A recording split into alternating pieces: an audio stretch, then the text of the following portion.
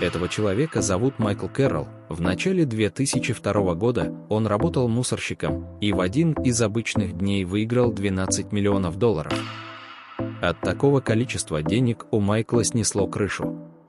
Он стал вести разгульный образ жизни, тратил деньги направо и налево. Каждый день новый золотой перстень, новая девушка легкого поведения. Спустя время деньги закончились.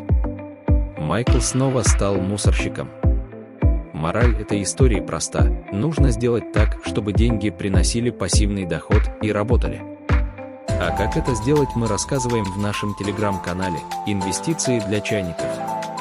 Переходите и подписывайтесь.